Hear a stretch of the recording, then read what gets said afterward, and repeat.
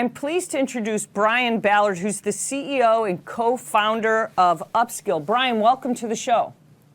Thank you very much, Peggy. I'm happy to be on. Brian, let's talk about what's happening right now looking at augmented reality. Everybody calls it AR these days, and it's really changing. It actually started a lot where we used it in manufacturing, and we saw it on the factory floor. But now we're seeing a lot of it being used in construction.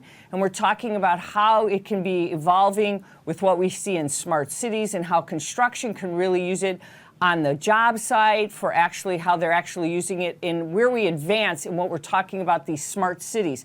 Talk a little bit about how you see it evolving. We definitely see construction as an obvious spot for the technology to be adopted pretty quickly. And when we look at the problems that can be solved by augmented reality, we're looking at in terms of if we give people an understanding of what they're doing, what they're trying to accomplish, how something could look, the visual impact of augmented reality is a game changer. You can almost think of it as a GPS for your job. If you know what it should look like in the finished state while being able to visualize it in a real world environment, it has a real impact, I think, on people's understanding of what's next, where does something go. You can have real-time insights into your supply chain. These are the things that are driving, I think, a more intelligent, connected workforce of the future. And AR is a very big component of that. Are we just talking about the software side of things? Because I'm looking at what's next to you. Are we really talking about the hardware? And is that really what construction companies need to understand the benefit of these tools? Yeah. So from an imagination standpoint, I think for decades we've envisioned, like, whether it's the Geordie LaForge style hardware of showing you different spectrums or information, down to the heads-up displays that you might have had in like a fighter jet. The idea of adding valuable information certainly is a software powered experience, but the hardware is a very important part of the evolution of the marketplace. When you think about the construction industry, you have indoor and outdoor operations. You work all year round, different types of weather conditions. Hardware has to be to a certain level of maturity for it to even be viable, regardless of the software that comes in.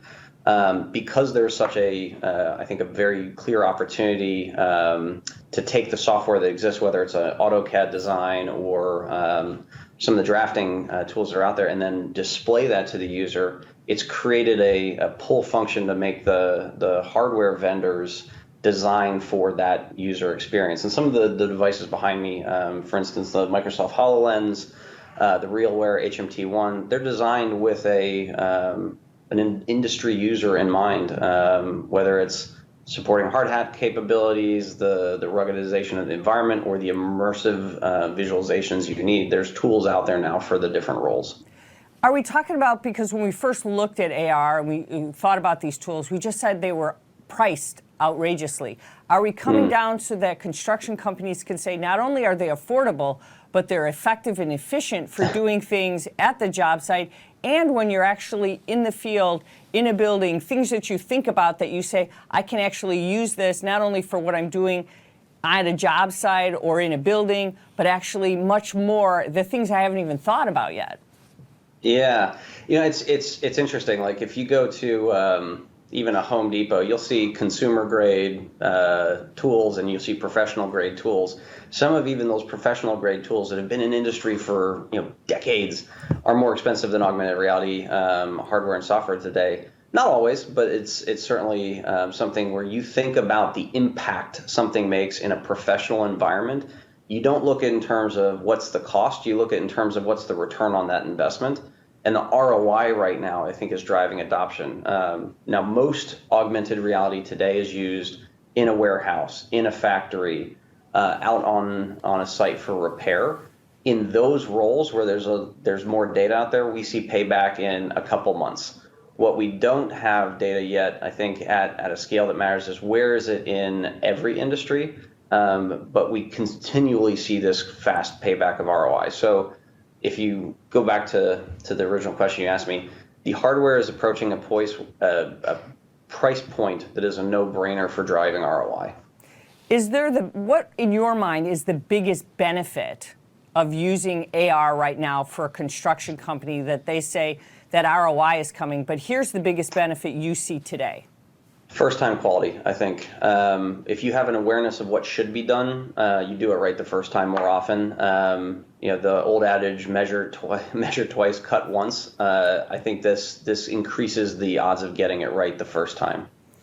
How quickly now are you seeing companies take advantage of this? Are we going to see it right away? Is it going to see they start using it and they go, wow, I can do this with it, and there's so much more I can do with it? In the more established industries, we're seeing it come very, very quickly. So manufacturing, so think of like discrete manufacturing, whether it's aerospace, automotive, heavy industry, you're producing high capital cost goods, very quick adoption.